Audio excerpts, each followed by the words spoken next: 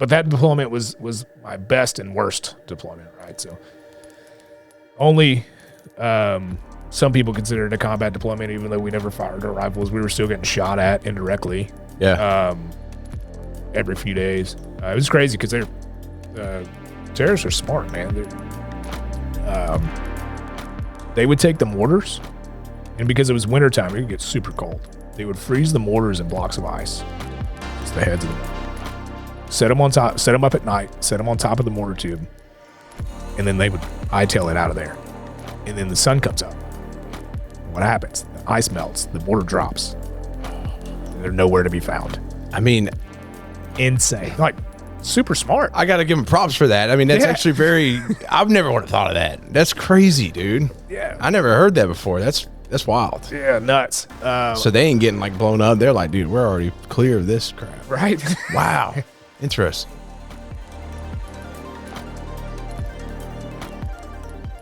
What is up, everybody? This is Joe Adams, and welcome to the Relentless Pursuit podcast. What we do on this podcast is bringing guests from all different backgrounds, all different walks of life, to share their journey and everything along the way that led them to where they're at today. So if that is for you, like, subscribe, show some love, all those wonderful things. And if that is not for you, I don't know what your problem is, but jump on board today because you're missing out.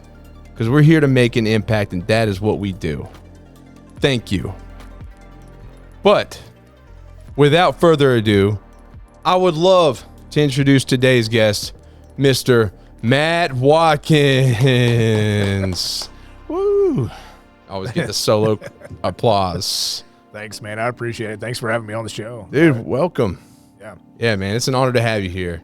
It's good stuff. You know, I mean, so if I'm being 100% transparent, which I try to be most of the time, I always find it weird when people say that. If I'm being 100% honest, you lie most of the time. Right? Yeah, that's true. Yeah, it makes sense. So this is the first podcast that I've done that's in person, that's actually recorded. Most of them that have all been virtual, which is cool because, you know, I'm in the comfort of my own home. Yeah. But when the first one I did, I was like, her name's Tab Bartley. She's out of Washington, D.C. She's a Marine vet as well. She had me on her show, and she was like, she said, "Hey, do you want to be on my podcast?" And I was like, "Yeah, sure." And I was like, "How am I going to get to D.C.?" And she was like, "What are you talking about?" She was like, we live in a virtual world. Like, we can just do this online. And I'm like, "Oh, yeah. All right, cool." Yeah. So this is dope, man. I really appreciate it. Thanks. Yeah, man. I appreciate you coming in the studio. I think I've had opportunities to have people on virtually, and I'm like, listen, I want to get this podcast to where I can fly somebody out. You know, that's the goal for me. But I don't know, for 130 plus episodes, I've had everybody in person, and that's just something I think for my platform is unique to it. So I want to maintain that. And I've had people flying on their own dime. Had a girl flying from Vegas. I had a dude fly from the coast of North Carolina with his whole family just to come record, and he drove back the next day to share his story. Like, yeah, dude, I've had people come, and I mean, I think it's really cool. And, you know, if it doesn't work out that somebody can't come in person, we'll make up for it one day. I'm going to be here, you know, and that's why I put in the effort to drive out to North Carolina this weekend. We could have done it virtually. They have like internet there now, but it was like, but to be able to show people like I'm there recording, it's like, damn, it takes a lot of effort. And the connection just from in person. Oh man, it's so much different. You get so much more emotion out of people. Yeah, the energy. Yeah, it's a powerful thing, man. Well, I'm stoked to have you here, and I'm ready to dive into your story. You know, guys, and we got introduced through our friend Chris Rochelle. Shout out to him because he told me about you. He's like, message this guy, message that guy, message this guy. That dude's like so connected, and he loves bringing people together, and I admire him. He's a really good man, and I'm grateful for him making this connection. So shout out to you, man. You're a rock star, and I keep telling him he needs to come on here. He's like, nah. And but thanks for that, and now I want to dive into what you do. Before we go back into your journey, just tell us briefly what it is that you do now in your life today, and then we'll rewind it. Yeah, sure. So I do a number of things, right? But the main thing I do outside of obviously taking care of my family and hanging out with my wife and kids is I try to provide really quality support to veterans and military spouses and military families. Yes. And, it's there's so much that can go into that. Mm-hmm. So when I'm talking about what I do, it's really ensuring that veterans and military spouses understand that they have an identity. Yeah. Try to help them find that identity. Try to help them find their sense of purpose. Mm-hmm. Help them find their community, and then help them redefine what success looks like to them. Yeah. Before we got started, you kind of mentioned like you had to kind of redefine your success with some of the things that happen in your life, and I think that's huge for veterans because when you come off of active duty or off of a deployment or any kind of active service time, you lose your sense of purpose. Yeah. You lose your identity because now you're no longer in a uniform. You don't have a rank. And you don't really know what success looks like. I feel like a lot of veterans think they do. They're like, I need to make this much money. I need to have this kind of job, and I need to work my way all the way to the top. And that might be great. And that's broad for most people, even, you know what I'm saying? Yeah. And that might be their actual definition of success. They may feel their sense of purpose and their identity in that. That might make them feel successful. Mm-hmm. But for me, that wasn't it. I thought it was, but it wasn't. Yeah. And that's kind of what that journey of going through all that is what got me started into one of the big things I do now. And it's we started a nonprofit called Operation Headshot. Yeah. And with Operation Headshot, we help people figure out who they are. Help them define what success looks like to them. Yeah. Help them build their community. Help them build their network. And through all that, we realized that it wasn't just the veterans who were going through these things and have this sense of loss. It's also the military spouses. I mean, they're pulled away from their hometowns most of the time. Typically, they have some sort of education there. Yeah. Whether it be a bachelor's degree or some sort of advanced degree or certification. And I'll get into that a little bit more when we start talking about some of the stuff I do with Operation Headshot. Yeah. But it's we saw that they also have that loss of identity, that loss of sense of purpose, that loss of community, and they need almost the same amount of support, if not more, than the veteran community does. That's cool, though. Yeah. So it's cool that y'all focus on them as well. Because maybe, I could see where there's a lot of, maybe there's some groups out there. I don't know all the veteran support groups, right, that maybe just focus on the veteran, and then you got the spouse that feels left out. Well, like, what about me? Like, I've been here too. You know what I'm saying? So the fact that y'all hone in on them and their support, I think is key. Yeah. Because that's your family unit. So if you're both finding purpose, it's just better for your relationship and everything within the household, which you probably know. It's been a heavy subject lately, is like, with mental health with veterans. A lot of people are like, oh, they go through a lot of stuff and they got stuff going on in their head, which is completely understandable. Mm-hmm. But I think it's not emphasized enough how much it stems from the home. Yep. Because I talked to a lot of guys that deployed, and even like Seth, he came home, he didn't know how to be a dad and a husband. He was always on his mission. He knew mission in the men, right? So if the home life's in turmoil, well, that just makes things worse outwardly, and especially as an individual. So you could have the worst job in the world. If you come home to a beautiful family, a loving home, you're like, all right, I can go back to work tomorrow. I'm good. Right. Does that make sense? Yeah. So I think, focusing on the spouse is key too. So I love that you do that, and I want to dive more into that. Yeah, for sure. Anything else you want to touch on too before we? Yeah. So that's okay. That's my. Sorry, I get all amped up. I'm like, oh. So we talked about undiagnosed ADD. So both of us will probably rabbit hole quite a bit. Part of it. So Operation Headshot is the nonprofit that my wife and I run. Okay. Along with a few other team members that have really been a huge helping and a blessing to our team. But also have a day job, right? Because we are a true nonprofit. Like we don't make anything. Yeah. But I work for an organization called Premise Health. They're based out of Brentwood. We're nationwide. It's direct healthcare. So we provide clinicians to municipalities and large corporations. Mm-hmm. So say you have an organization that has a set number of people and you want to provide healthcare, like primary care to your employees. So either virtual healthcare or on-site healthcare, we set up a clinic and that's filled with primary care, doctors, nurses, psychologists, psychiatrists, fitness instructors, nutritionists, you name it.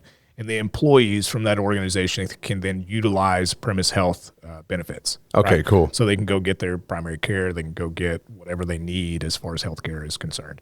There are a few things we don't provide. I won't dive into that because it's not my realm of expertise. Yeah. But for that organization, it's really cool because my mission to help veterans and military spouses with Operation Headshot carries over. So I'm their military program manager.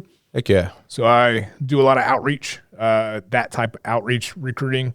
So I try to attract veterans and military spouses to come work for the organization. That's sick, man. It's dope. It's probably one of the best jobs I've ever could have landed. Dude, I love that, man. But you stay pretty busy. But considering that you're doing something you love. Yeah, 100%. On both ends. And I mean, that's pretty amazing. Yeah. So, and that's hard to find. I think a lot of people are trying to find that in this world, something that stokes that fire. Yeah. So I think if I had a normal corporate job that didn't provide me with the sense of purpose that I was looking for, like providing a service to someone, specifically the veteran and military community. I mean, I don't get too deep, but I don't know if I'd be here. yeah, right? yeah. Hey, man, Like, not necessarily dead, but I might not be here. Yeah, no. Right? I may have disappeared and went off to South America. yeah, you'd be in the woods. Yeah, you never know. I mean, there's a lot of options, which is interesting. Actually, I met some guys out there in North Carolina at that group I volunteer with. There's dudes that vets that they didn't have nothing like at home, so they sold all their stuff and moved out there. So they got like an RV and they're living there. But I'm like, dude, you got purpose, and you get, then it circles back around to what y'all provide with Operation Headshot, or like what y'all help people find is that purpose. And dude, you give someone purpose, man, that changes everything. It does. It does. Purpose is such a, I don't know why that word just keeps popping up lately, but purpose is huge. So I think that's really cool that you do that, man. And I'm looking forward to, we're going to dive more into that later. Sure. But I want to take it to the early days of Matt. Where do you hail from? Where are you from? Tell us about your, growing up a little bit, some influences in your childhood, things you're into, things that you can recall that may have impacted you in such a way that it's carried over into today. And we'll work our way through there and up to now. Yeah. So I'm from Mount Juliet, Lebanon, Tennessee. Oh, you're from that area? Yeah. Oh, we probably know a lot of the same people. Probably. Well, I don't know if they live there now. Maybe not. How old are you? I'll be 36 in September, so 35. Justin Griffith? Oh, that name sounds really familiar. I know a bunch of people that have been there for a long time. Brandon Gilchrist, all those guys. All those names sound familiar. Anyways, Justin's my brother-in-law, but so he's nice. Yeah, their family's been there for a long time. Anyways, we'll talk about that later. I have to social media stalk them. Yeah, Actually right. know who they are. Joe. Yeah, it's like what? No, so I grew up in Mount Juliet, Lebanon, Tennessee. Started out, I guess, really for some of the local folks who know the small town, but Gladeville is where I lived. Dude, I love Gladeville. And so pretty out that way. So started out there. I got a brother who's 6 years older than I am, and a sister who's 11. If she ever listens to this, she's closer to 12 years older than I am. She'll debate, and she'll probably say 9 or 10. But anyway, so my sister didn't live with us. She lived with my grandparents. Okay. She's a half sister, but we don't see each other as half sisters. Yeah. Half sister and brother, right? And my brother, he did grow up. I did grow up with him in the house. But my parents divorced when I was 7, making my brother, I think, was 13 years old. So it was, and I don't really remember a lot about that time. Like I remember things that happened. Like I remember my dad coming home and he had a 1983 Suburban, and he packed up all of his guns in the back, and we took him over to my grandparents' house. And I can remember them having conversations downstairs, while my brother and I were in the bonus room. my mom and dad. I don't honestly, they probably did fight quite a bit, but I don't remember it. I don't know if I've just blocked it out or what, but I remember where I was when I found out they were getting a divorce. So I was riding a go-kart in my yard, and I thought my brother was just messing with me, and he kept like running in front of the go-kart. And I was like, what are you doing around? You're going to get run over. Yeah. Like, leave me alone. I'm trying to have fun. And I stopped, and he like turned the go-kart off or whatever. And he said, hey, mom and dad are getting a divorce. It's like, what? No, they're not. Like, you're lying with me. Like, yeah, he's 6 years older than me. He's, his typical older brother, just like scare me and try to make my life hell. Yeah. I was like, no, they're not. So what I do, I run inside, and of course, I don't remember the conversation I had, but I remember bringing it up to my mom, and of course, like, obviously, yes, they were getting a divorce. And that was, I didn't realize how much that affected me at the time. Like, I remember it, and I remember thinking, like, it wasn't my mom's fault, it wasn't my dad's fault. I don't know. Like, as an adult now, I'm like, oh, they just didn't get along, right? Yeah. Like, I get it now. But went from there. My dad, I think he moved in with my grandparents for a little while. I think it's, sorry not to cut you off. I just think it's interesting because it's crazy because it did impact you quite a bit. Because you think about that time frame, you don't remember a lot, but you specifically remember that event pretty vividly. Yeah, it's pretty wild, man. I don't remember a lot from my childhood for some reason. I think there's some blocks. I'm trying to figure them out, doing some work there. But yeah, it's weird. But then you remember specific things, and like that was one of them, which is just kind of crazy. So yeah, it definitely played a role in your life at the time. Yeah. But my dad he obviously moved out, and then he ended up getting married. So they divorced. I found this out later in life. They divorced on my birthday. Like, signed the papers, right? Like, oh, okay. It obviously wasn't planned. Like, happy birthday. Yeah. Like, God, guys. Yeah, but the legal process had taken part on my birthday. Yeah. Which again was nobody's fault. That's just how it played out. Yeah. So they divorced September, and my dad remarried in January. Okay. And for the longest time, like, that really affected, was like, that was quick. Mm-hmm. But he and my stepmom have been together ever since. Okay. Like, obviously I went through that stage where, like, I hated her, and she knows this. But now I wouldn't trade her for anything, right? It's natural. Yeah. But yeah, so that happened, and then it was like maybe a year or two later. So that was in 98. And then I think 99, I can't remember what month or anything, but 99, my mom came home and she was like, hey, I think I'm going to get married. I was like, okay, who is it? Puff your chest up. Who is he? Yeah, 8-year-old me. Gonna do something. Well, it ended up being a guy that had worked with my dad. Oh, interesting. Right. So initial thought is like, that's probably why they got divorced. Not at all the case. This guy I've known like my whole life. Okay. His name's Ed Lester. He truck driver, entertainment truck driver. So he started out with Waylon Jennings, did a few other things, and he and my dad were both working in the entertainment business. My dad drove a truck and a bus at the same, like, not at the same time, but depending on what tour he was on. Yeah. So I knew this guy, and my mom was like, does it not bother you that I'm getting married? I'm like, no, because I know who he is. Yeah. Right? It's cool. He's been around for a long time. Yeah. So that I bring all of that up because my dad moved out from Gladeville into a house in Lebanon, and he's been there ever since 99. My mom moved out to Dixon with my new stepdad. Okay. I moved out to Dixon. So I went to Gladeville Elementary, and this was 3rd grade. And then 4th grade, I moved out to Dixon with my mom, and I went to Dixon Elementary School for 2 days. And then I came home, and I was like, I'm not doing this. Yeah. Like, these kids don't like me. Yeah. Like, it's not it. They did not want me here. Yeah. So my grandfather, my mom's stepdad, helped out, and he put me in Mount Juliet Christian Academy. Okay. So there's a reason why I don't know a lot of people from Mount Juliet Lebanon area because they all went to Mount Juliet High School, Wilson Central later on, and a few other schools. So I like know of them from like parties and stuff in high school, and like just growing up in a small town then. But like I graduated with 32 people, man. Like it wasn't. Dang, it's a pretty big school now though, isn't it? Or is it bigger? So. I don't know. I stay away from there. Okay. But either way, we moved back and forth between my mom and dad, like growing up. Watched, I kind of learned a lot from my brother. My brother took an odd path. By odd path, like he made a lot of poor choices, right? So I learned what not to do from him. Okay, how much older was he then? He's 6 years older than I. Oh, okay. So you got to really watch.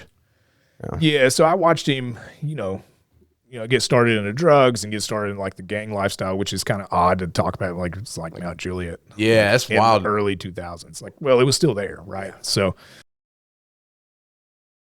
when you think about like gangs and stuff, you don't think about Mount Juliet, Lebanon, right? No, not at all. But nowadays, if you listen to folks like some of the new artists that are out, like Jelly Roll, like in some of his songs, he talks about going into Wilson County, like it was just right across the lake. Like, it's just right across Percy Priest. It's not but 2 or 3 miles. Yeah. Right? So he was involved in a lot of that stuff, and I kind of learned what not to do because of some of his actions. But ended up moving in with my dad.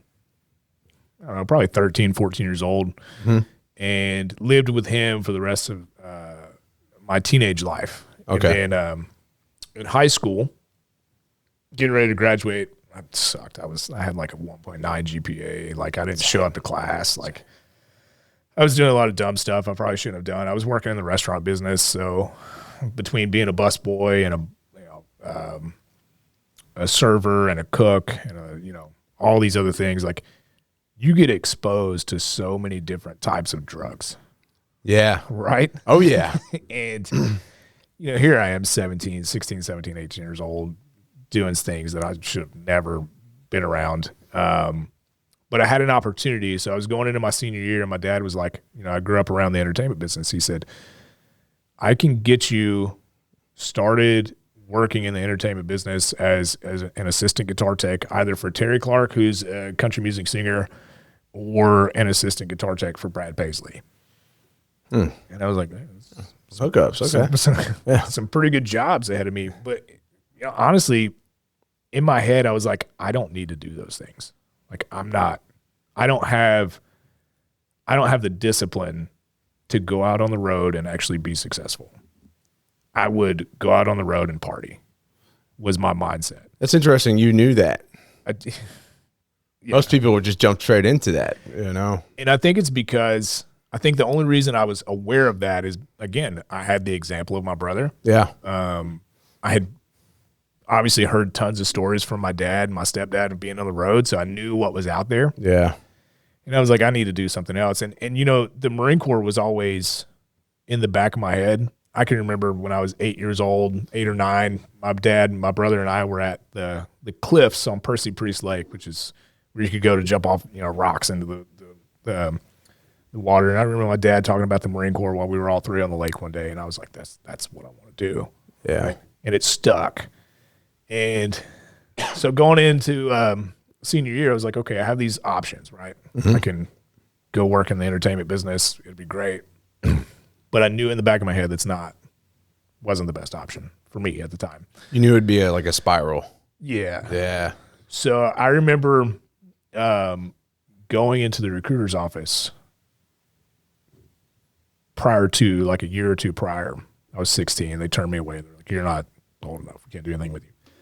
But that senior year I went in and I sat down with, at the time, it was Sergeant Salceda, Jamie Salceda. He's a retired Master Sergeant now. He hands me a Spike energy drink. And Spike. Yeah. Did those have, no, I remember. It was like 50,000% B12. And it was just like a crazy amount of caffeine. And it says, you should only drink half of this and whatever. And I remember sitting there talking to him, and he's going to hit me up after this. He's going to be like, what are you doing? It's like, that's not how it happened. This is how I remember it. But I remember sitting there, and he hands me this energy drink, and he's asking me all these questions. And we go through, the Marine Corps has what's called benefit tags, right? Mm-hmm. So it's like there's 11 benefit tags. There's a certain number of them are tangible traits. A certain number of them are intangible traits, and you got to pick out your top 3 and explain why they're important and all this stuff. He did exactly, by the book recruiting for the Marine Corps. But I remember finishing that energy drink, and I'm like I've never had an energy drink before, so I'm like losing my mind. And he looks at me and he said, he asked, we go through all these benefit tags, and I'm talking about why I want to accomplish like leadership or pride of belonging or whatever it was I chose. It was probably neither of those. It was probably like educational opportunities. Yeah. 0.9 GPA. Like, I'm not getting educational opportunities. But he looked at me, he said, do you want to be a Marine? And I was like, yes, but not right now. Essentially is what I said. He said, why? He said, your dad was a Marine. You talk about he's inspired you and all this other stuff. And I said, yeah, but I have these other things that I want to do first. And I told him about the job opportunities with the music industry. And he said, that's fine. He said, but just think about it right now. He said, right now you're 100% qualified. You go do that for 3 or 4 or 5 years, you may not be qualified. Yeah. After that, you might get into a wreck. You might, have, who knows? You might do some drugs that you shouldn't do, which no longer qualifies you, whatever the case. And well, then you don't tell anybody about it. No, I'm just kidding. Yeah, right. You just keep your mouth shut and keep rolling. That's not what happened. No, don't do that. But I remember he said, hey, do you have like a good imagination? And I was like, I mean, it's okay. He said, I want you to do something. He said, I want you to close your eyes. Excuse me. He said, I want you to close your eyes. He said, I want you to think about this. He said, who's the most important person in the world to you at that time? And I said, it's my dad. And he said, who do you want to make the most proud? I said, my dad. I said, that's kind of it. And he said, I want you to close your eyes and I want you to think about this. And so I closed my eyes. He said, I want you to think about, you just went through 13 weeks of hell, right? Trying to earn something that less than 1% of the U.S. can earn. And he said, you earn your Eagle Globe at Anchor, and now it's graduation day. You haven't seen your family in 13 weeks, 3 months. And you're standing on the parade deck, and you're looking through the crowd. And the drill instructors say, dismissed, go see your family or whatever. He said, you're looking through the crowd, and he said, he said, you see your brother, they comes up and gives you a hug. You see your girlfriend, she comes up and gives you a hug. You see your mom, your grandparents. And then in the very back, you see your dad. And then he comes up to you, and he shakes your hand, and he gives you a hug. And he says, son, I'm proud of you. Yeah. He said, now open your eyes. So I opened my eyes, and he said, how did that make you feel? I'm like half in tears at 18 years old. I'm like, you feel great. I feel it. And he said, now, do you want to be a Marine? I was like, yeah, let's do it. So I signed up. And the crazy part is I went home and I told my dad, I already went to MEPS and everything. I was 18 years old. I could do that and not have to have parental consent. Mm-hmm. But my dad was doing construction in the summer, so I was working with him part-time. And I went home and I told him over dinner. I said, hey, I joined the Marine Corps. He was like, what? What did you just say? I said, I joined the Marine Corps. He said, I thought we were going to talk about this. He said, what are you going to do? And I said, I'm going to be reserve infantry, just like you were, right? And he said, okay. For 3 days, I worked with this man. He didn't say a word. Damn, not what you expected. Not at all what I expected. I expected, like, oh, that's great. When do you leave? Blah, blah, blah. None of that. Thankfully, it was none of that because it taught me a lesson. And I don't think he knew he was teaching me a lesson at the time. But 3 days later at dinner, he looks at me. He said, so what are you going to do again? I said, I'm going to be reserve infantry just like you. He said, no, you're not. He said, call your recruiter. We're going now. I was like, well, what do you mean we're going? Yeah. He said, get him on the phone, let him know we're on our way. This is like 6:30, 7 o'clock at night. So I call Sergeant Sauceda and I said, hey, I'm on my way. My dad wants to talk to you. He said, okay. Do you know what he wants to talk about? I said, nope. Be there in 10, 15 minutes. So we get there and he's like, hey, I know my son signed up. I'm okay with that. But he's not going to be infantry and he's not going to be reserves. And I'm sitting there, I'm like, I'm 18. I can do what I want. And he's like, no, you're not. So they switched my contract from. You probably didn't say anything, though. No, I didn't say anything. I kept it all inside. Yeah. He said, what can he do? And he said, well, he's got a decent ASVAB score. He doesn't get his pick, but he can pick some other things. And aviation mechanic was up there. And my dad said if he's going to do it, he's going to do it full time. He's not going to be a reservist because he won't make it. And he said he's not going to be infantry. So what kind of technical trade? And the guy rattled off a few things. And I said, aviation mechanic is something I want to do. I didn't know I could do that in the Marine Corps. Yeah.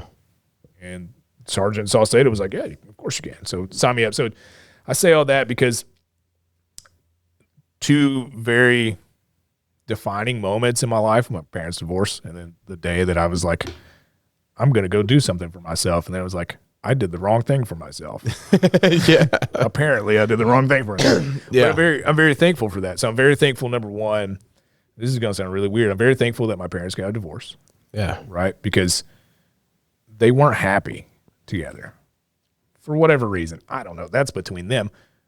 But if it weren't for them going through a divorce, I wouldn't have I wouldn't have went through the experiences I went through to be successful later on in life. Yeah. Right. If it weren't for my dad saying, like, I get it, you're 18, you're an adult, but you're not you don't need to be making this kind of life decision on your own. Yeah. Like, learn from what I did, learn from my mistake. Like, he's been through it. Yeah. He was reserve infantry in 1980 to 1984. Like, number one, there was nothing going on in 1980 and 1984 when he joined. Number two, he understood, like, it takes a lot of discipline to be a reservist. Yeah. Like, you got to show up once a month for 2 to 3 days, and then you got the 2 weeks out of the summer or whatever, and then you're always on call and all this stuff. Like, it takes a lot of discipline. And for a 18, 19-year-old kid, reserves might not be the best choice. Yeah, there's a lot of time to screw around outside of that. Yeah. And he knew, number one, that I had a lot of potential when it came to technical skills. Yeah. And he also knew, and I'm going to speak for him, so I don't know if this is how I actually felt or not. But this is 2007, 2008. Yeah. So we're in the middle of Iraq and Afghanistan. When, yeah, it's real for like, infantry. And yeah, he's like, my son's not going to be infantry. Like, yeah. Like, he can do something else and then have a good job coming out. Right? Yeah, for sure. Oddly enough, I do nothing with aviation mechanics anymore. I did it for 14 years. And I do nothing with that. So you're like a crew chief? So no, I was an engine mechanic. Okay, engine. Okay. So I worked on F-18s. Okay, sweet. For 14 years. Really, it was closer to probably 12 because I did recruiting in the middle of that. Okay. So I got the experience of sitting down with kids and then going home and then coming back and then doing the same speech. Close your eyes. Imagine this. Oddly enough, that's how I got my very first contract. You're like, nice. It works. It works. I was gonna say I was a flight line guy too. I was nice. Yeah, I was weapons maintenance. So I did, loaded it's like ordnance. Yeah. We call it ordnance. Okay, cool. Yeah, we did the so I maintained weapon systems and loaded on 22s. So yeah. Oh, nice. Yeah. So you can't talk about that. No, the world knows. They've heard it a million times. Yeah. I don't know what I can't talk about, man. I just put it all out there. I guess someone's after me. They're talking on me. No, but I think it's really interesting. I wanted to backtrack to you finding gratitude in those things. Because you were like, it may sound weird, but it doesn't to me, man. I think I've talked about this a lot, but until you can find gratitude in the darkest moments or just the circumstances that you think you shouldn't, you don't really understand gratitude. Right. I don't know. I think it's truly unleashed when you can find it in anything in life. You know what I'm saying? I'm so grateful I got hit by a car and almost killed. Right. You know, like I'm so grateful. Like it was meant to be. I'm so grateful that I lost my house and all those things because it led me to my wife. You know, it's just the lesson you learn from that. And that's the key right here you're sharing with me is you found gratitude in those things because it taught you some big lessons that you can reflect on. Yeah. You know, I look at, so I'll because we talked about diving into some truly personal things. And this is one of those things where my family's going to be like, you probably shouldn't. But I look at how I dealt with a lot of those adversities and challenges and the decisions I made versus how my brother handled them. Right. So did not come in here to talk about this. Hey. So 2001, my brother, before 9/11, my brother joined the Army as a reservist, combat engineer. 2002, he was 2003, he was called to go to Afghanistan. And something happened medically. I don't know. He wasn't able to go. I don't know. No idea. Yeah.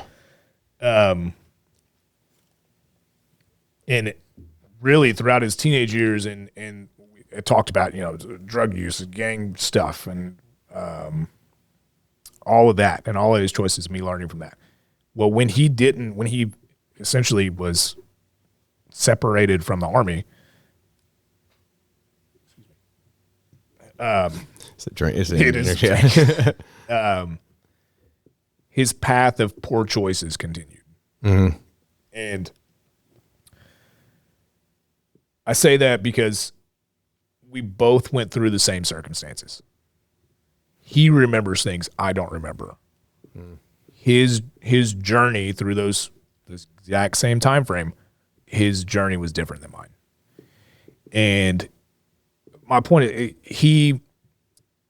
we all have choices, right? Facts. He chose to go a certain way. I chose not to. Yep. And which has led us to where we are today, where I am in my life and my family, and where he is, which I won't go into where he is. That's not important. Yeah. Well, maybe it is. So he also has 2 kids, right? Yeah. Much older, 14, and I think my niece just turned 18. I haven't really been in contact with him for a long time. Oh, okay. My brother's been in a jail. He's been in prison. I think currently he's incarcerated. We haven't spoken in 3 years. Yeah. Because of some things that were said to me in front of my kids. Yeah. Right. So I won't go into everything out of respect for my family. Right. I'll leave that personal. Of course. But I think that's important because, like we talked about earlier, my story is not unique. Other people are going through this stuff. Yeah. Other people have family members, brothers, sisters, moms, dads who are incarcerated, who go through these things. They've made a good choice to where they're in a good spot in life, but their family member or their friend has made a poor choice, who's put them in a bad position, right? So that's why I let into that a little bit. But no, I think it's important, man. Yeah. Where were we before that? Well, I want to emphasize too, and it's not like, I think it's important too, because I want to emphasize, you've set a boundary too, like you love your brother. Yeah, but 100%. You're just not in touch because where your energy needs to go, and that's to your family and what you're doing, right? And it's a hard thing to sit with because I think a lot of families feel obligated to just be there for that person nonstop when they're making the choices. And I understand being there for people to a point, but you also, especially as a man, you got your priorities. Me, my priority is my little family and my business and myself moving forward. And I love everybody else, but if it pulls energy away from that and it can be somewhat of a detriment to their future, well, then I've got to, the dog's snoring. I know, I'm just going to have to pick her up. Then I just got to cut that off. You won't be able to hear it on the mics.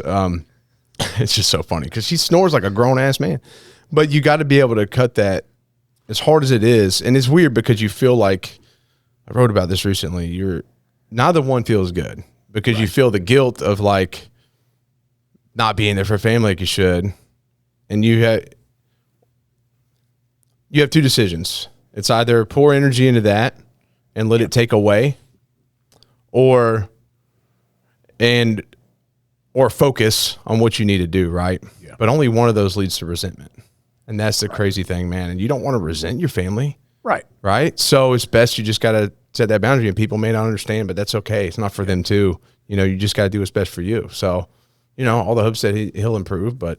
Yeah, I'm a firm believer. So a few years ago when I transitioned off of active duty, I was inadvertently referred a book by, I can't call him a friend because we've only met a few times, and he's big in the social media influencing type world. But Cody Alford, I don't know if you follow him. Oh yeah, face tats. Well, he's got a bunch of tattoos. He's all over the place right now. Marsoc Raider. Yeah.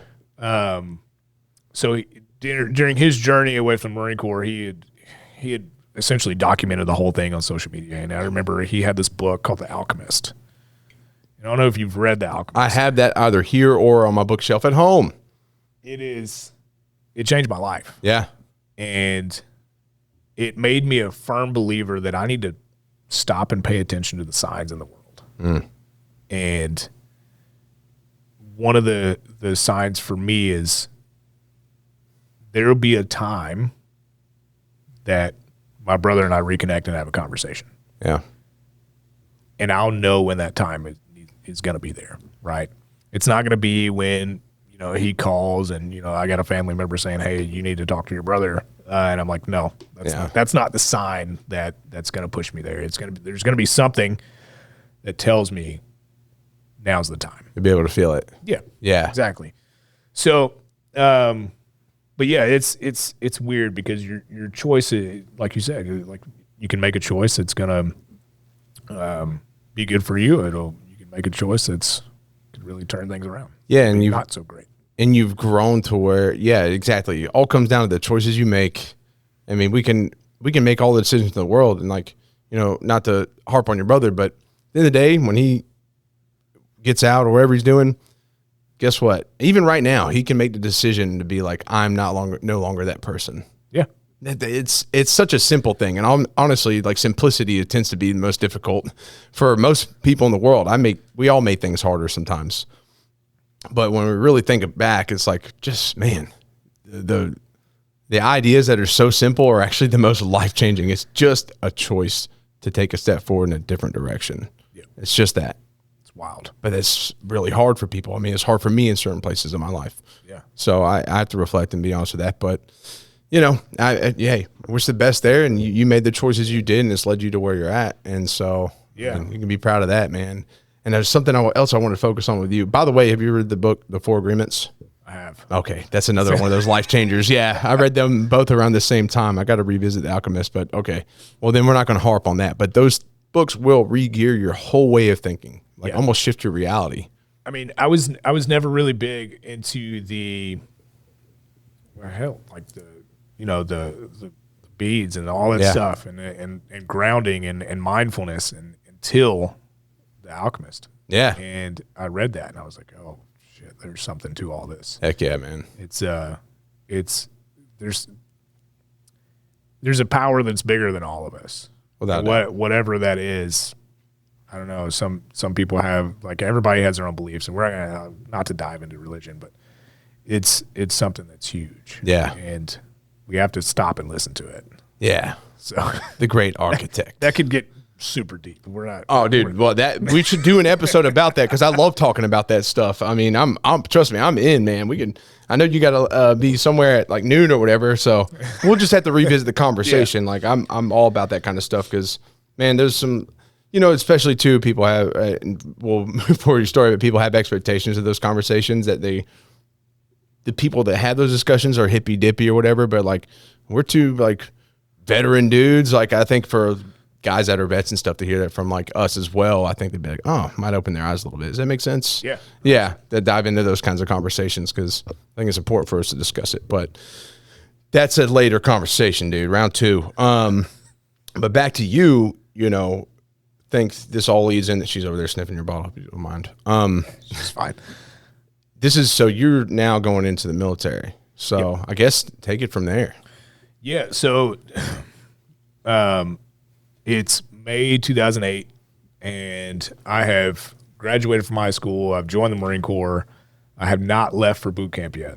Come out of a 4-year high school relationship, and while coming out of that relationship, I met my wife, my now wife. She was 16 and I was 18 when we met. I was graduating high school, going into the Marine Corps. We were friends. She was helping me kind of mentally through this breakup, right? And I was also helping her as a friend. She was coming out of a not so great relationship. That's not my story to tell. That's hers. Come on. Yeah, she needs to. I love that. Anyway, this is a rabbit hole again. Yeah. So May, June, July, August timeframe. I'm supposed to be leaving in September, October. I think it was October 10th or somewhere around there that I was supposed to leave for boot camp. My wife and I start dating in August 9th. It was going to be 8/8/08, August 8th, 2008. But I purposely waited till after midnight to ask her to, go out. Really? Yeah, because I didn't. You didn't want to have the okay. So anyway, we start dating, and I said, hey, look, if you want to do this, just know that I'm getting ready to leave for the Marine Corps. The likelihood of me being deployed, like going all over the U.S. and all over the world, is going to be very high.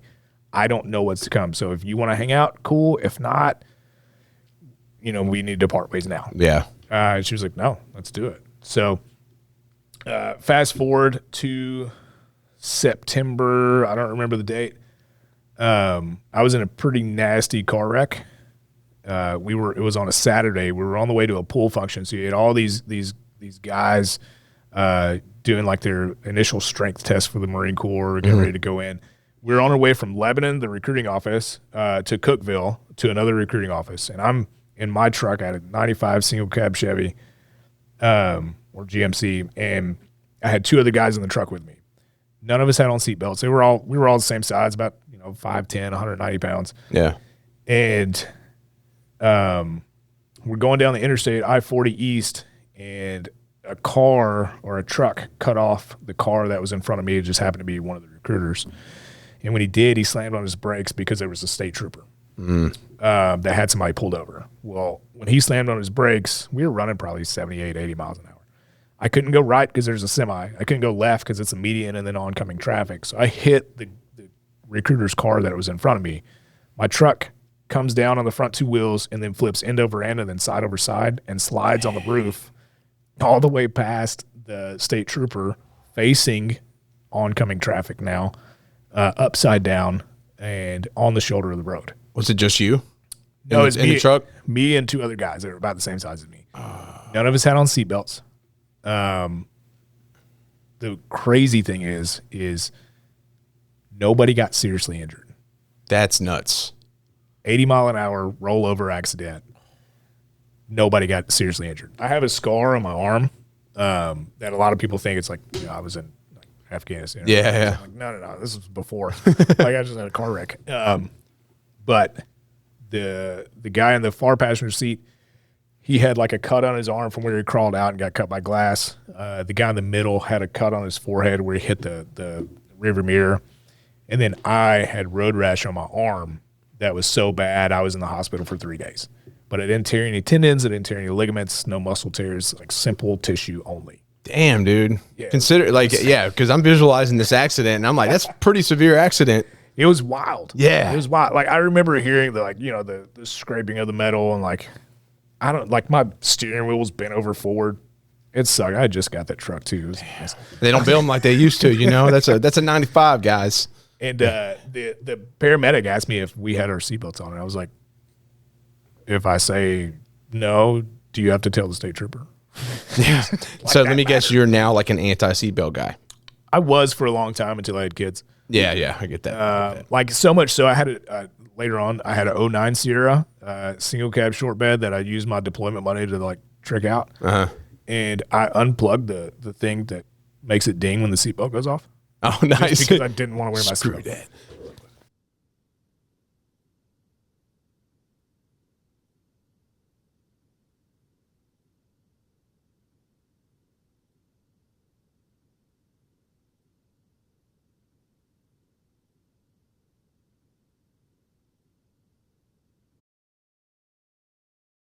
So I had the accident. I remember like nobody was knocked out, which was crazy. I remember the truck stopped sliding on its roof, and I was like, I asked everybody if they were okay. Yeah. I was like, hey, Perkins, you okay? Okay, let's try to get out. So I tried to crawl out my window, and I was like, okay, this is way too small. I can't get out of this because it's just Smushed down. Yeah.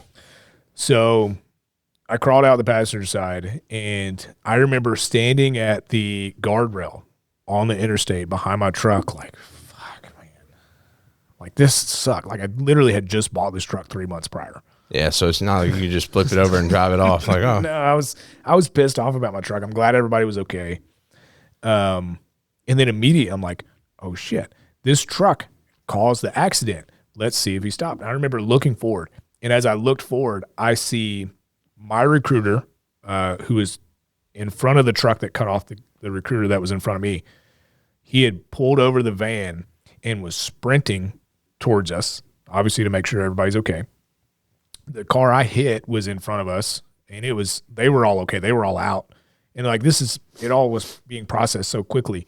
And I remember seeing this black extended cab Chevy Z71, probably 95 or 96 model.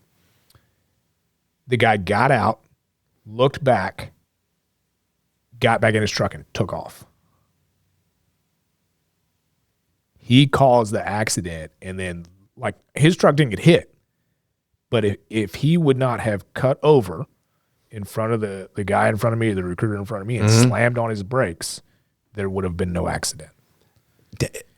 And, you know, that's the move over law is great, right?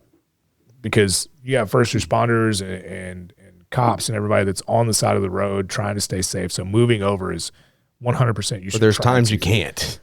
That was one of those times. And if he did, he could have moved over and not slammed on his brakes. Been fine. I'm sorry. I don't mean to laugh just because I'm like, I see this stuff happen like yesterday on my trip, and I'm like, what are you doing? Dude, so it was, when we get down, I'll show you the picture of the truck. But okay. Yeah. So I remember watching him leave, and my recruiter like stopped running, and he gets over and he's like, hey, are you okay? I'm like, yeah, I'm fine. Do you have a cigarette?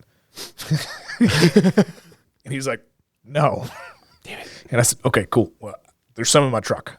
So, crawl back in there. So yeah, as I'm starting to walk back to my truck, this random lady comes up to me and she said, sir, like, you need to sit down. And I'm like, no, I don't. Like, I'm fine. She was like, I don't think you understand. Like, you're bleeding. And I looked down, and you won't be able to tell on the cameras, but I was like, there's a little bit of trickle of blood on my arm. Like, I probably just cut it coming out. Yeah. Right. And I was like, I feel really bad for, like, now looking bad. I'm not fucking sitting down, right? Yeah. Like, you don't tell me. This lady is just trying to help. Yeah. So I crawl into my truck. I used to hide my cigarettes from my dad, even though I was an adult. He's a terrifying man. And I had cigarettes in my glove compartment. I couldn't get my glove compartment open. And finally I was just like, I ripped it off of its hinges, and cigarettes went everywhere. Cool, got one. Just grab them all. And then I find a lighter, and I'm sitting there smoking. This other guy comes up, and he's like, hey, sir, like, I'm a off-duty paramedic. You need to sit down. And I'm like, what do you mean I need to sit down? And he was like, I don't think you understand. You have a giant hole in your arm. And he took my arm and he rotated it around to where I could see there was a giant hole right there. Dude, it's a thick scar. So what they did was they cut it down, opened it up, cleaned everything out, and then sewed it back together. So it wasn't actually this long. It was just a hole. Yeah. And there's also scars all up and down my arm. But when he turned my arm around and showed me, I was like, oh, maybe I do need to sit down. Yeah. You're like, where's that lady so I can apologize? Yeah, right. Yeah. So I sat on the guardrail, and I remember I called my dad, and he was at a fishing tournament, so he could not. He didn't even hear his phone. I don't know what they were doing. But, then I knew, I was like, my mom's in Dixon, so if I call her, she's somewhere. I don't know where she was, but I was like, if I call her, she's not going to be able to get to me. And as most moms, she's very high stress. I was like, I don't want to stress her out. So the next person was call my girlfriend. Yeah. Like, hey, by the way, I was just in a car wreck. And mind you, I'm okay. Like, the adrenaline's wearing off, so I'm like starting to feel the pain a little bit. Yeah. but I remember calling her, and then the ambulance showed up. No, this is kind of a funny, important part. So we were not drinking because it was early in the morning, right? We were going to do an initial strength test for the Marine Corps. But that night we had planned on going to a party. So I had the paramedic that asked me if I had a seatbelt on. I was like, no, I didn't. As long as I'm not, don't tell the state trooper. Yeah. He was like, is there anything I can do for you? This is a paramedic that showed up in the ambulance. He said, did you have your seatbelt on? And I said, no. He said, well, that's like a miracle because you should have broke your neck. Yeah. He said, but honestly, if you would have had it on, you probably would have broke your neck. Damn. Because it would have held me in place, right? In the top of the truck. But anyway, he said, is there anything I can do for you? And I said, actually, yes. Can you look behind the front seat of behind the seat of my truck? It's a single cab truck. I said, there's a towel that has a jar of moonshine wrapped up in it. Can you give that to my recruiter? Because I don't need the state trooper to find it. And he just looked at me like, are you serious? Like, right that's now? what you're asking me? He's like, out of all the things. I'm like, please. You were trying not to get jacked up. Yeah. I mean, you were like, dude, I don't want the seatbelt thing. I don't want in front of my moonshine.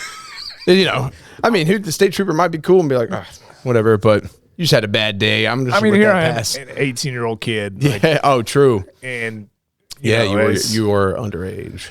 And it's moonshine too. So yeah. I mean, even though it's not as big of a deal as it used to be, it's still it could be blown up. But I was like, I just need to go. Like I need to go to boot camp. I need to be in as least trouble as possible. Yeah. So anyway, he ended up giving my recruiter, who never gave it back, as he should have never given it back. But anyway, I spent 3 days in the hospital, which was wild because I didn't break anything. There was no torn muscles, no torn ligaments or tendons or anything. It was literally just a hole in my arm that they had to dig out. Damn. And I was on a morphine drip for 3 days, which was terrible. I think it was way overkill. Yeah. My brother thought it was funny. He would come and visit, and he would press the button for the morphine drip, and I would pass out. They had me hooked up to Dilaudid when I had my wreck, and so similar. I don't know. I don't know them that well, but yeah, dude, I remember just being like, right. But that's how I knew that my wife was super cool because she hung out with me for the 3 days that I was in the hospital. She didn't leave. That's cool. Also kind of odd that her parents let her stay there. She's 16 years old and I'm 18. Yeah. But hey, whatever. They saw something in you. That's what they say. But yeah, so I ended up not leaving in October. I healed up and I left in December. I went to boot camp in December, which is a great time to go to Parris Island because it's not hot. Yeah. There are still sand fleas, but they're not as bad. Those things suck, dude. Those things are terrible. Yeah. Boot camp was a trip, man. I'm not going to spend a lot of time at boot camp because I feel like everybody has a similar story, but yeah, I was told to keep my head down, and that's what I did. So I kept my head down, did what I was told. I remember the only time that I really got in trouble personally it wasn't even something I did. It was my rack mate. Yeah. He did something. And then for some reason I was on the quarter deck doing push-ups for 45 minutes while he's not. Reminds me of when his name's Scott. He's from New York. I'll never forget him. You're like, Scott, dude, screw you, man. It reminds me of the time when we had I was like one of the line guys, I forget what they call them, but they kind of like made me that later on. They were like, we see something, and they put me in the front of the line. I was like, God, I was trying to like be under the radar. Anyways, and then right after that, like it was right around the holidays because I went in November, so it was like Christmas time or Thanksgiving or something, and they were gone. And people didn't fold their laundry how they should have. So, like, one of my instructors, like, snuck in the back door, and he was, like, going through people's lockers, and he was just lost it because people didn't do what they were supposed to do. Yeah. So he undoes everybody's clothes, right? You know, you have to roll the socks a certain way. Yeah. And, of course, I'm one of the guys. It's like so he gets to, like, the 4 or 5 lead dudes, and we had to go through and fold everybody's laundry. Yep. And that night. And I'm looking at people, I'm like, they're like, I'm sorry. I'm like, no, screw you. Like, I didn't ask for this. But anyways, I don't know. That reminded me of that. Go to sleep before me. Yeah, exactly. And you're just doing push-ups and stuff for other people. It's like, no. Yeah. It was It was wild. I like looking back on it, like it was miserable while you're going through it, right? But looking back, I'd go back in a heartbeat. Oh, dude, now I'd be like, yeah, It's like, let's do this. take me out. But I remember, like, I don't know what it was. It was like our range week, which is like halfway through boot camp for Marines, and it's when all hell broke loose. Yeah. Like, you know, we have our senior drill instructors who's like the dad, like, take care of you, make sure you're good. And the other drill instructors aren't doing anything crazy. He was gone, right? It's all a game that they play, of course. I guess I was never a drill instructor, but like they made us, like we had to cut our guidon, like the flag or platoon flag, and flush it down the toilet, and like made us step on it, and like they flipped over the moto table, which had like supposedly sand from Iwo Jima. Like they're not gonna flip that shit over like this. Yeah. But like looking back on it, like that like demoralizes you and like sets you back to day one almost of like, oh, I'm not shit. Right? Yeah. You know, I bring up, like, I like talking about boot camp, especially with what we do with Operation Headshot, because when you join the service, your identity changes. 100%. Like you are not, like from day one to the day you graduate from your whatever basic training, boot camp, whatever, recruit training, you are not the same person. Oh, yeah. And the military does a great job, a phenomenal job at transforming young men and women into fucking warriors. Yeah. And, you know, there's obviously inter-service jokes like, you know, Air Force and the Navy, and we go a lot of different directions there. But but in all seriousness, like every single branch, they do a really good job at taking young men and women, young boys and girls, I should say, and turning them into men and women who are warriors. Yeah. But they falter by helping us transform back into civilians. Oh, yeah. And kind of foreshadowing, that's why Operation Headshot is a thing now. But graduated boot camp. It's important. Yeah, we're definitely going to be. I want to definitely talk on that bit. We got a little time. Yeah, we're good. Shifting gears slightly. So graduated boot camp, go to like ANC school, Pensacola, Lemoore, California, Marine combat training in North Carolina. And in 2009, October 2009, I get to my first unit, which is VMFA 122. The Werewolves, formerly known as the Crusaders. They had to change their name from Crusaders to Werewolves in 2008 when they went to Iraq because of the Crusades. Yeah. The government thought it was a bad idea. It's crazy. You said November 2009 is when I went to basic. Nice. Yeah. Wild. And so anyway, I'm a part of the Werewolves. We go to our first, the first training event that I went to that was, you know, or TDY or people call it different things, detachment. We went to Nellis Air Force Base. Yeah. In Las Vegas. And we were there for, I think, 6 weeks for Red Flag. Mm-hmm. So that was my first. I know all about Red Flag, yeah. That was my first experience as TDY in the Marine Corps, which was wild because, you know, 19 years old in Vegas, 20 years old in Vegas. Yeah. And then the second one was in July. Yeah, it was July. We went to 29 Palms and Camp Wilson in the middle of the desert in July.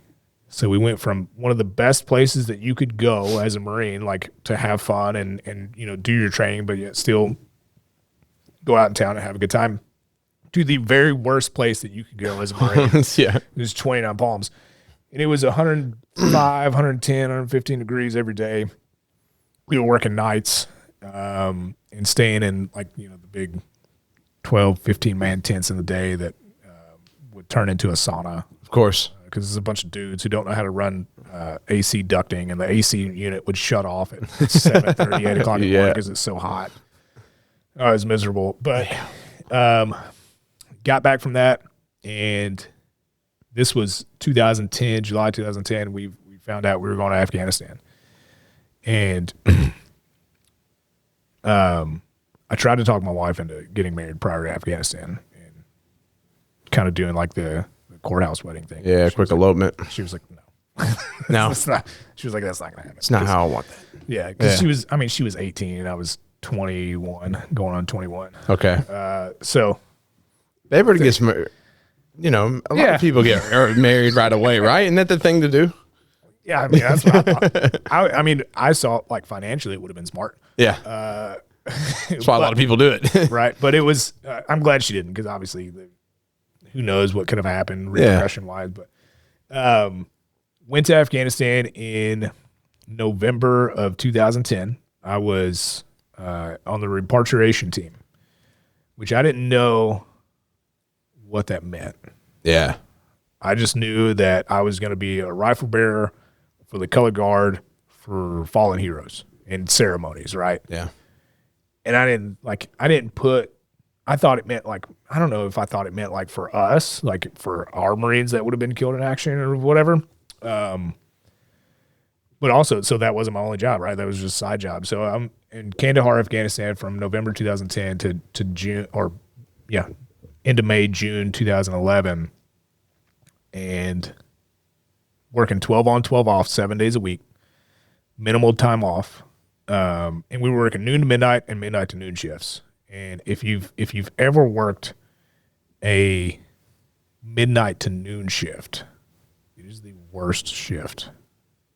That sounds pretty terrible. I did like mid shift, which was like 10 to like 8 or whatever, like on duty station, but not midnight to noon. Midnight to noon is god awful. Yeah, that's weird. Yeah. But we had through that 7-8 months, we put 66 Marines on planes to send them home. Mm-hmm. And that was, I didn't know the effect that it would have on me, because at the time I'm like, this is a job, right? Yeah. Got to make sure they have dignified transfer, get them on the plane, send them home. And they talk about the ceremonies are crazy. So when a Marine, when any serviceman is killed, they have a certain amount of time to get them to an installation in country, get their body prepared, onto a plane, onto the next step, right? And get them home with it a reasonable amount of time. Process. But we would get a call. You don't know. It's not planned when a serviceman was going to be taken out in battle. So we could have just came off a 12-hour shift. You could have went and got chow. You could have went to the gym, and then you're finally starting to settle in to get your 6 hours of sleep. And then all of a sudden, there's a knock on your door. Yeah. Hey, get your shit. Got a ceremony. Fuck, okay. So at the time, and there's mortar attacks and everything else that's going on the base, which were every few days. Yeah. Which is also in and of itself should be, but the repatriation ceremonies is something that I've really, it didn't hit me how much it affected me until 10 years later. Really? Wild. And how many bodies did you say it was? 66. Yeah. 66. The majority were Marines. There were a few sailors in there, a few guardsmen, but there was only like 5 that were sailors and guardsmen. Yeah. And it's the only reason we did theirs is because they didn't have a team to put them on a plane, so we took care of it. Of course. The last one I did was a colonel and a sergeant, and that was in May. And I didn't know, the name didn't register because I wasn't paying attention. But it ended up, the sergeant that was killed was ended up being my high school PE teacher's nephew. Whoa. Yeah. And I didn't know him personally, right? I'd never met him. But it was crazy because, so they were interrogating a terrorist, essentially. And one of the Afghani soldiers was essentially in disguise and ended up taking both of them out. But what really is crazy about that one, they were all, every story is tragic, right? You got Marines down on the battlefield, soldiers. All so you learn all the stories of how and everything. Like when you're doing that, they kind of brief you on it all. No. Oh, okay. No. Usually they would tell us the names sometimes to keep it, to help us prepare. Like if it was somebody we knew, like obviously if you want to do it, you can, but you don't have to. Yeah.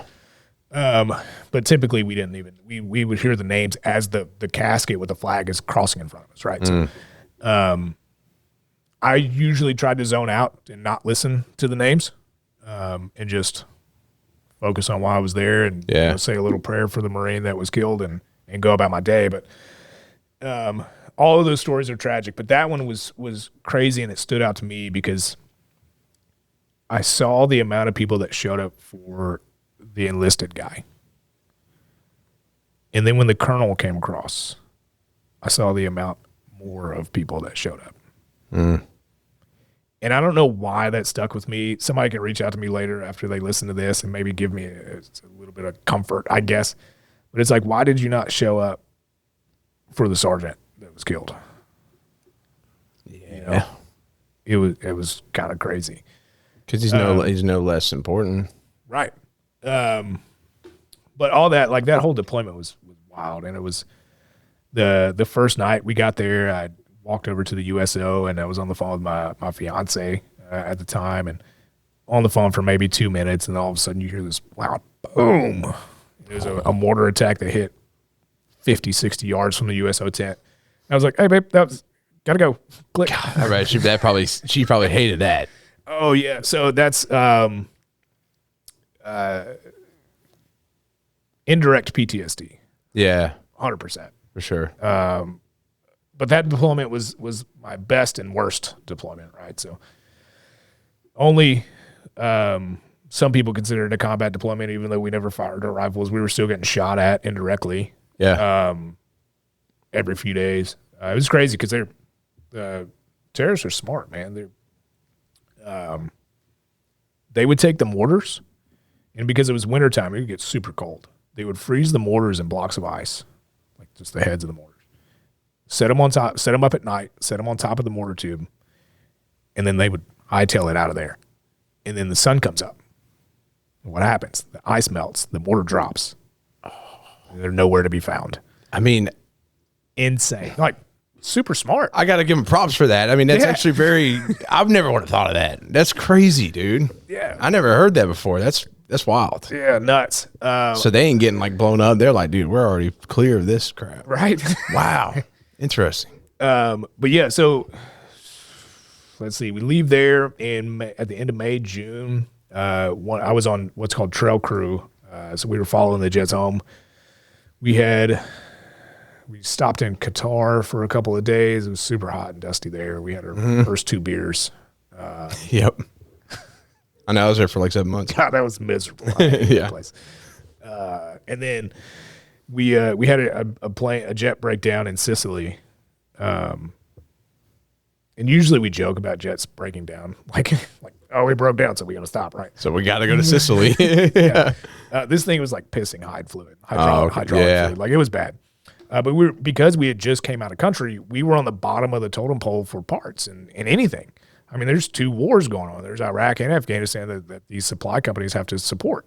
And we were not a part of that anymore. Yeah. So it took about 3 weeks for us to get the jet home, which was crazy because there's nothing to do. So what do? You explore. We climbed Mount Etna, which is one of the active volcanoes, or the active volcano in Sicily. That was cool. But I got home on my wife's birthday, June 16th. And we got married August 13th, later that year. Nice. So that deployment was nuts. I had tried to go on another combat deployment the next year, and I was told absolutely not. You're crazy. Well, like, this is no downtime. They were like, you just got married. You're going to ruin your marriage, right? Yeah, that's a good point. Thankfully I didn't. But obviously there's that part of you that still wants to go because you see the purpose. Talk about purpose. You see the purpose. It's not about going over there to fight. It's going over there because you got your brothers and sisters that are in harm's way and you want to be there with them. Yeah, you feel more a part of the mission. You know, like, yeah, I totally get it. And then so anyway, fast forward to 2013, end of 2012, 2013, we deployed to Asia, essentially Japan. Yeah.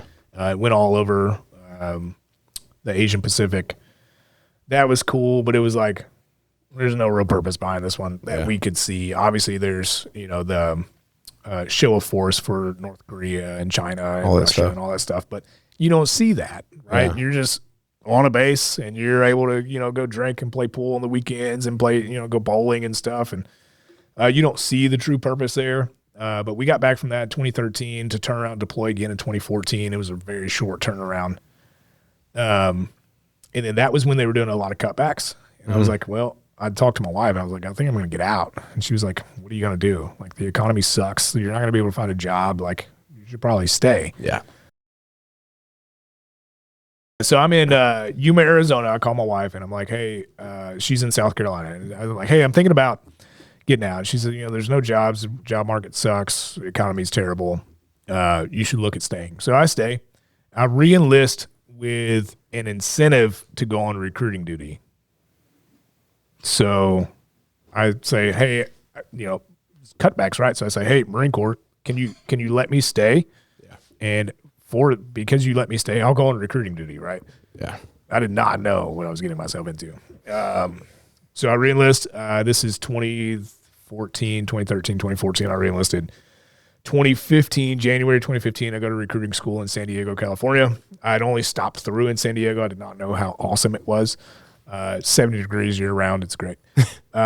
Recruiting school was tough because they try to teach you not to be a jarhead anymore, like not to be a Marine. They try to tell you to smile and say, hey, how are you? Versus like, good morning, gunnery sergeant. Yeah, like be friendly, be approachable. You're like, Yeah. what? What is that? Like, no, I don't want to be that way. Like, but it's really cool because it's an extremely difficult screening process.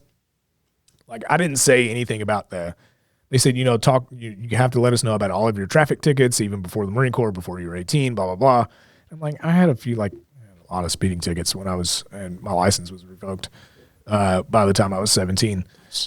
Yeah. And I didn't say anything about it because I was like, it's before I was 18, not a big deal. Yeah.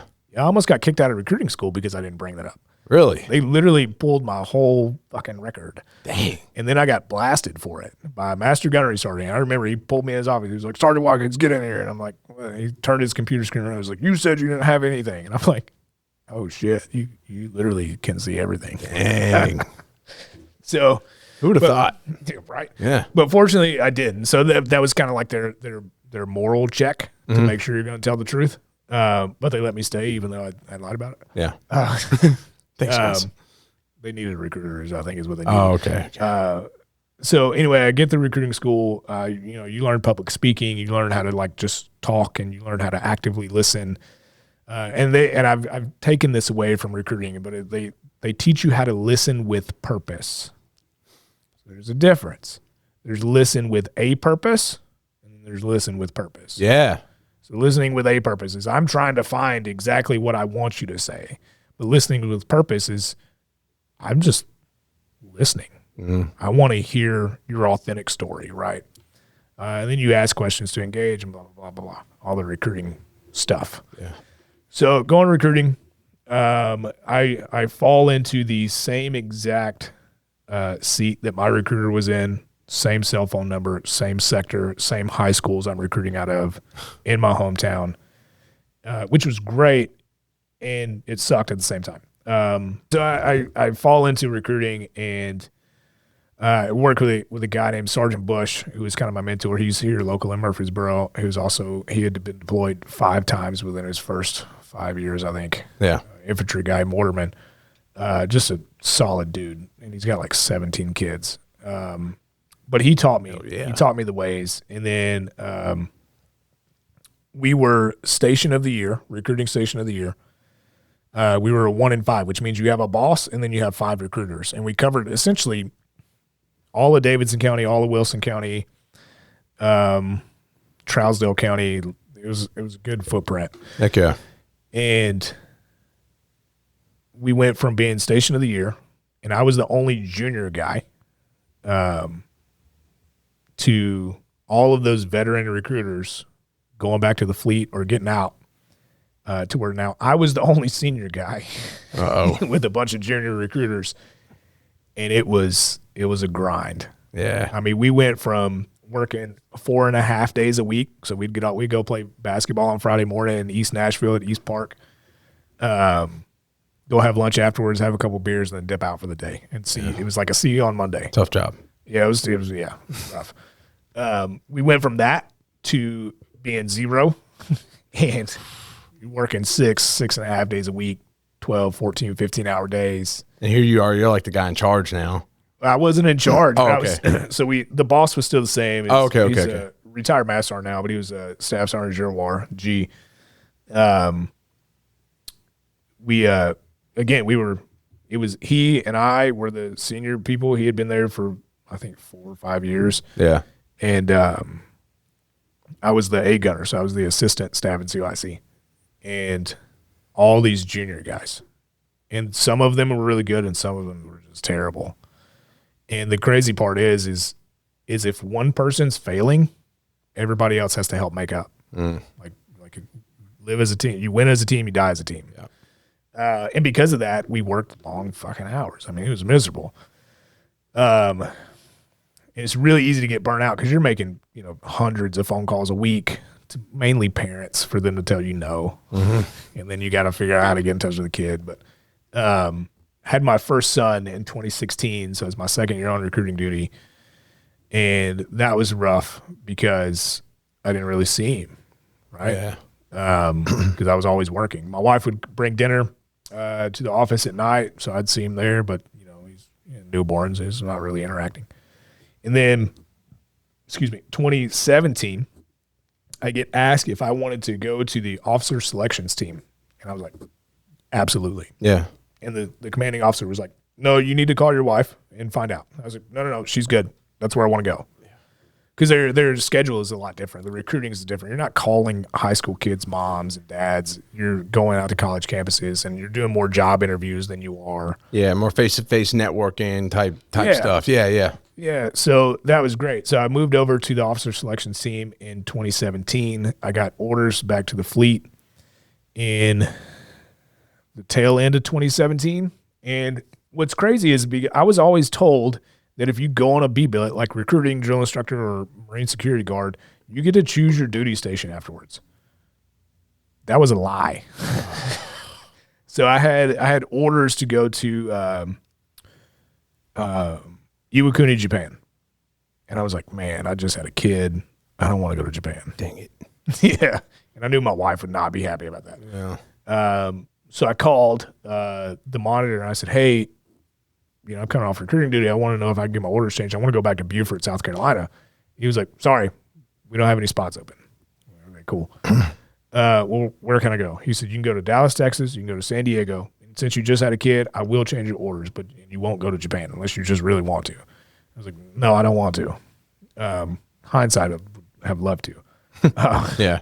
But I said, well, I thought since I was coming off recruiting, I'd be able to choose my duty station. She was like, no, that's not how this works. So we get orders. We go out to San Diego, or we get orders to San Diego.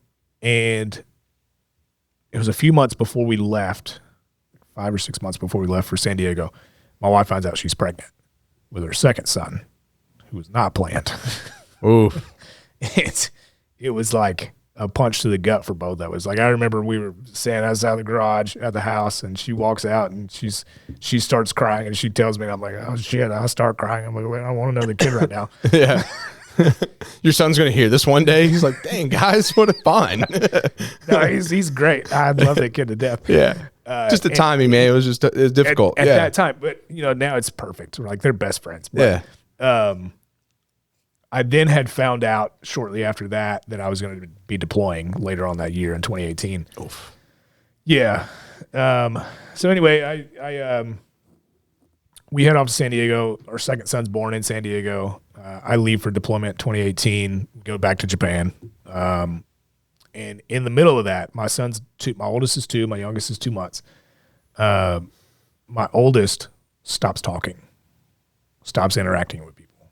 So it's like a few steps back. And that's when I was like, okay, I got to make it, something's got to change.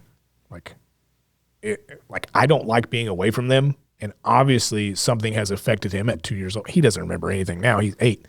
He's like, I barely remember living in California, Dad. Yeah. Like, what are you talking about? But that's when I started making the decision, like something has to change. Either A, I need to get back to the East Coast, or like closer to family and support, or I just need to call it quits. Yeah. And I'm at 11 years at that point. And I start making moves, and there's a lot of detail that we can cover in something else, but I start making moves to get put in VMFAT, VMFAT, the T is for training. It's a training squadron 101, the sharpshooters in San Diego. And I then voiced that I'm going to switch from active duty to the reserves. And at this time, I'm at 12 years. And the Master Guns that since retired, Master Gunner Sergeant Barnes had gotten off of active duty at his 8-year mark, went reserves, deployed more as a reservist in the early parts of Iraq and Afghanistan, and was like, "You're making a mistake. You don't need to do it." And I was like, "Yeah, well, I know what I'm doing. This is what I'm going to do." And so he had gotten out, went to reserves, and then came back active duty somehow. That's not an easy task. But I made the decision to go to the reserves. This was mid-2020, around COVID had just kicked off, I guess. And I also, at that same time period, early 2020, prior to COVID, is when my PTSD really hit. Like I'd never been affected by anything from Afghanistan. I'd never been affected by anything in my past. And then all of a sudden it was like I hit a brick wall. Yeah. And I think it was a lot of things slowing down. I knew I was getting ready to make a shift in my career. And I don't know, it was weird. But fast forward to, so that was 2020, 2021 rolls around, and I'm like actually taking steps to get out of the Marine Corps and transition over to the reserves. Well, I find a skill bridge, an internship, a DOD skill bridge, to where are you familiar with that? Nope. Okay, so DOD Skill Bridge gives service members the opportunity where they're 6 months out from their end of active service, their separation date, to where they can go do an unpaid internship because they're still getting paid by the service. They still get healthcare benefits, all that other things. It's like they're active duty, but they're doing a civilian job. Is that like one of those things you have to know to do it, or is that something It's pretty common now. Oh, I don't know when it started, but it's been around for now probably 8-9 years, if not longer. Maybe it started to just become more of a thing right when I got out. Yeah. Yeah, and they've started to kind of cut it back to who they authorized to do it, which is kind of crap. But anyway, I get on with an executive search firm in Brentwood, and great company. It was a small company, 20, 25 people. And I thought I had communicated the salary that I wanted, and the CEO of this small company said, "Hey, Matt, what do you want to make?" And I said, "Well, staff sergeant at 14 years. This is what I make. I'm around 116 out in San Diego. I'd be okay with like 90 in Tennessee." He said, "Okay, shouldn't be a problem." So that's good communication, right? Shouldn't be a problem. Yeah. Well, 4 months later into this internship, they hand me an offer letter for $48,000. Like, whoa. I was like, no, it's quite the cut. Yeah, and I just bought a new truck. I bought a Tacoma, and it was just bad news written all over it. So I didn't burn any bridges because there was miscommunication somewhere with the hiring manager, the CEO, and myself. So I knew that burning a bridge was not the way to go, even though I really wanted to. Yeah, I mean, likewise, that's half of what you thought you were going to get. Yeah, but long story short, it didn't work out. I went to work with a IT recruiting company in East Nashville. Well, they're based out of Knoxville, East Nashville. A retired Master Gunnery Sergeant, 8412, which is a career recruiter MOS, that I had worked with here in Nashville. He was my recruiter instructor. He brought me on to this company, paid well. But I went from being a recruiter in the IT space, which I had no experience in with IT. I'm an engine mechanic, an aviation mechanic by trade, to business development for this IT recruiting company. Well, I felt like I had went from being a mechanic to a job that I really liked in recruiting to business development to where I'm making 250, 300 phone calls a week to companies that don't want to buy our service. And it felt just like I was back on recruiting for the Marine Corps. Oh. And I was like, mentally, I was like, what am I doing? And I tell people that this is all within my first year out of the Marine Corps. And that first year to 18, 24 months of when you separate from service is the most difficult time of your life, or can be. Yeah. Yeah, it can be for sure. And the way I explained it was like, if you put yourself in an empty space and it's pitch black, you lose all of your senses, smell, taste, sight, hearing, you name it. You can yell as loud as you want. Nobody's going to hear you. You can run in any direction. You'll never make it anywhere. That's where I was. Like, I wasn't to the point to where I was like suicidal, right? But I was like, I was totally lost. And I was surrounded by people like now my chief legal officer with Operation Headshot, Paul Tennyson, who you've talked to, Justin Allender, who's now a good friend of mine and my chief development officer. I have my wife, who's a phenomenal support. My family's around here. But I was like, they weren't even there. Yeah, they were there, but you didn't. Yeah, it was wild. So yeah, I've been in that position. I remember sitting at the dinner table. My kids were watching a movie on TV or something, and my wife looked at me and she was like, how do we keep people from going through this? And I was like, I don't know. I'm lost. Like, I ain't got a clue. Like, be glad I'm getting up in the morning. Thank God for the gym. But she said, well, I'm really good at taking pictures. And what if we provide like veterans headshots and just give it to them so they can kind of help get a step in the right direction of rebranding themselves and getting into the. They look good. Yeah. Right. And I said, well, that's great. How are we going to get them together? Like, I've given up almost, other than just going through the motions and being a dad and being a husband. But outside of all of that, I was fucking done. Yeah. And, but nobody knew, right? I didn't voice it other than my wife. She knew a little bit. But anyway, I said, well, I've learned about these whole networking event things. Yeah. Maybe try one of those. Like, I was like, maybe we could host a networking event. And as an incentive to show up, we provide free headshots. So that's how Operation Headshot got started. Dude, that's so cool, man. Yeah. So I mean, it's, the circumstances were tough, but. So it was wild because I was like, I have no idea what I'm doing, but I'm going to host an event. So I did all this planning, and I'll spare everybody the details, but we hosted a networking event on a Saturday in the middle of the day, which you don't do ever. Because that's people's personal time, right? Yeah. It's the weekend.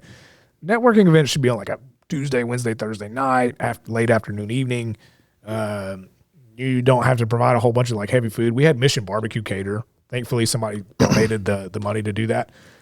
Greg Stroud out of Mount Juliet, he's a realtor, donated some money to help us do that. Or he paid for the food, I should say, because we weren't a 501c3 then. And it just kind of grew from there. It was never intended to be a 501c3 at all. It was only to build community and help folks out, like vets and military spouses, by giving them a headshot. Dude, look what it's turned into. Oh, God, dude, it's blown up. So that was 2022. August 2022, and in 2023, I left that recruiting job that as a business development, had no other job lined up. Like I put in my 2 weeks, and they were like, you get 7 days. It was like 5 days. And, it was wild, man, because I had applied for a few jobs, but nothing had came through. Like, I heard nothing back, no emails, nothing. Like, just totally crazy. I quit my job. 4 hours later, I get a phone call from a recruiter from Premise Health, my day job now.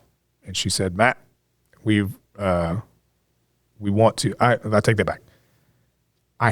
This is the only company that had interviewed me, but they did not offer me any job. And it had been like a month. It was like, this was February. I last talked to them in December. So I just chalked it up as a loss. Yeah. She called me out of nowhere and she said, Matt, we're going to offer you the job at Premise as the military program manager. And I was like, this is 4 hours after I quit, thinking I have nothing. Like, I got my disability that I'm going to have to pay some bills with and figure it out from there. Dude. It was wild. And she was like, would you accept? I was like, absolutely. Yes. And she's my boss now. But it was a wild experience. And then, so that was beginning of February when I quit and then got that job. I did not start that job until the end of February 27th. February 13th, I pulled Paul Tennyson, Justin Allender, Ken O'Hearn, who's an Air Force vet as well. He's a trauma therapist now, and my wife and a friend of ours, Marine Corps lifelong friend from back to 2011. I deployed with her husband all together. And I said, hey, I want to take Operation Headshot started as a nonprofit. So February 13th, we filed the paperwork. Fast forward to August of 2023, and they had approved us as a nonprofit. Dude, hell yeah. So we went from being a networking event that has an incentive to provide headshots or to get people there to as providing headshots to now we do still provide headshots at local events at no cost to veterans and military spouses. But we also teach a master class for photography. That's cool. It's a $2,500 master class that veterans and military spouses get at no cost. They don't pay a dime. They don't have to have a camera. They don't have to have any kind of gear. They don't have to have software, a computer. If they have a phone that has a camera on it, Sick. they can learn the skill sets that are needed for when they do go get a camera. That's cool. And we teach them everything from the very basics, photography 101, all the way to this is how you build a business. This is how you build a brand. This is the importance of SEO, search engine optimization. This is like the whole business, the finance side of things. It's a true masterclass. Dang, that's really cool, man. And it's been so crazy. The first year we did it, 2024, we had 5 veteran students. None of them were from Tennessee, all virtual. Boston, Virginia, Salt Lake City, San Antonio, and Colorado Springs. One of them had been in photography for 30 years, Marine Corps vet, and another one had been in videography, but not really photography. The other ones, outside the other 3, had not touched a camera outside of their phone. Yeah. Graduated those guys. We went to the Military Influencer Conference down in Atlanta last year, 2024, and we were gracious enough to have been donated a booth space. And that opportunity for that weekend at the Military Influencer Conference in Atlanta, we now, starting in April, we'll have 28 students going through our masterclass. Hell yeah. Veterans and military spouses. And yet again, not one of them is in Tennessee. Dude, that is amazing. I mean, Tennessee, come on, get on board. Dude, I want to dive more into it because I want to like highlight some stories from it, and like see if you could focus on that. Obviously, I know you got to get rolling. Is there anything you want to say, like you want to add on to it? Because I do have one question for you too, but. Yeah, for sure. So we have the masterclass, and that the whole thing. So I will say this because people are going to be like, cool, I can jump on this next year. Next year is going to be a little different because we realize not everybody wants to start a business, right? So everybody that goes through our class this year will get the full in-depth $2,500 value masterclass at no cost. Next year, the course that will be at no cost will be the Photography 101. Mm. And we bring there's a whole story behind why we started this masterclass. We don't have time for that on this one. But I found photography as a huge help with my mental health. I mean, it helped me a lot. My wife needed me to help her anyway. But I found when I got behind the camera, I was like, I can interact with people and not have to say a word. Yeah. Like other than like, hey, move over 3, 2, 1 or whatever. Yeah. But I really enjoyed that. And then where was I going? Oh, we also noticed that it helps if you get into the world of photography and you do it as a job or a career. It also helps with the financial insecurities, workforce development. Like, so we saw there's a gap. So there's over 46,000 nonprofits that are focused on veterans and military families across the U.S. 46,000. That's a lot. Yeah. There's only 2 to 3 that I could find outside of ours that are niched down to photography. There's another organization, I'll call them out, it's Portraits for Patriots, phenomenal organization. Yeah. They help veterans and military spouses alike. Their mission is very similar. They're doing some great things. That's cool, man. They're doing some really good things. And I'm glad they're there because I don't have the reach. Yeah, but you'll get there, right? I mean, right. You got these, at the end of the day, it's very niche, and they can only cover so much as well, right? So there's going to be people that y'all are able to reel in, and over time, y'all are going to grow and you're going to gain that reach and so on. Yeah, and it's really cool, man. Operation Headshot has been a huge blessing. I love doing what we do. We're all volunteer right now. There's obviously goals and aspirations to take that organization to a different level, but the amount that we're able to provide to not only veterans who definitely need it, but to military spouses. Yeah. They face a 21% unemployment rate. I had no idea. 21% out of active duty military spouses. There's a little over 300,000, 350,000 that are of military spouses who are participating in the labor force. 70,000 are unemployed.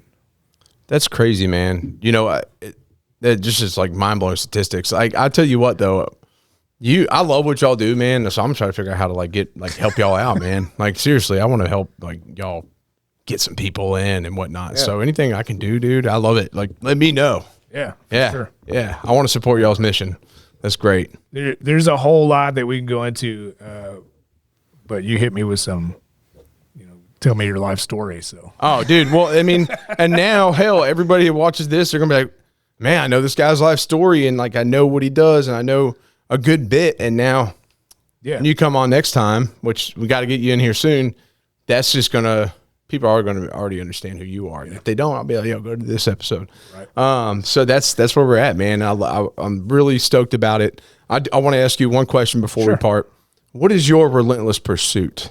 I ask everybody this question. And it's just to provide to people, just to support in any way I can. I think that I hope that shows through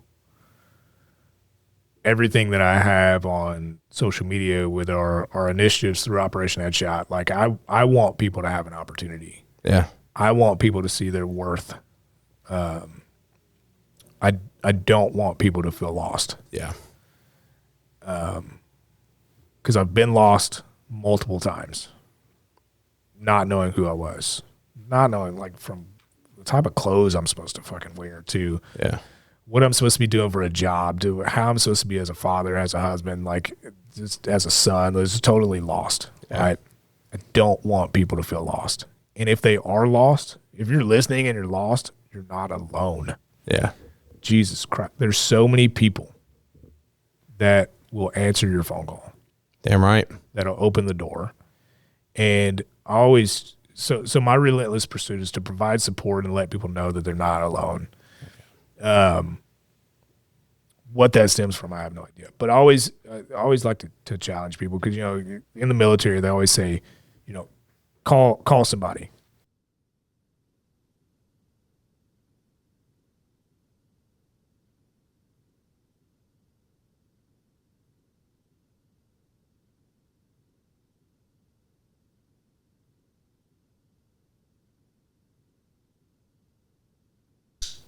All right. Okay. But I always challenge people if you're in a good spot in life, you should probably be calling some of your friends. Yeah. Some of those guys you served with, some of your friends from high school, even college, whatever. Because they need you. Pick up the phone and call them. If you feel it in your gut, if you're going down the road and you're like, I haven't talked to Adam in a long time, I need to call him. Don't wait. Call him right then. Because I guarantee you there's a reason why you had that feeling. Oh, 100%. Dude. And you might be perfectly fine in life. Mm-hmm. But they may need to hear your voice. And they don't want to call you because they don't want to burden you. If you've ever been down to your lowest point, you don't want to burden other people. Yeah. So the likelihood of you feeling or you picking up the phone and calling somebody is very slim. Damn. Bro, I want to just I want to talk on this. All right, we're getting you back. I got you in the books for, I'm just kidding. But we're going to make it happen, man. I really, I hate even closing this out, but because you're just diving into some good stuff, man. But I think it gets me amped up for the next one. So, dude, thank you so much for coming in today. Yeah. Dude, I had a blast. I mean, hearing your story, you tell it very well, and I'm stoked to hear more about Operation Headshot and some of the other things you do and your family and all that good stuff, man. I find it so important, and I'm excited for what you got ahead. You're going to be crushing it, man. I'm proud of you. I appreciate that. Thank you. Man. Where can people find you? So you can obviously you can find me on LinkedIn. It's literally Matt Watkins. I don't know the handle. I'll send it to you. Okay. I'm also on Instagram. I'm kind of active on Facebook, but not really. Or you can go to our website, operationheadshot.com. On the contact us page, that literally goes to my inbox. between my wife and I, you'll probably get me because she does a few different things, so she's not as active on that inbox and responding as I am. But that's the best way. Either LinkedIn, Instagram, or just hit me up on our website. Hell yeah, man. Well, yeah, y'all check them out, and I appreciate you, and I look forward to next time, my man. Yeah, appreciate it, brother. Yes, sir. Take care. I don't know why I waved at you. You're like right in front of me.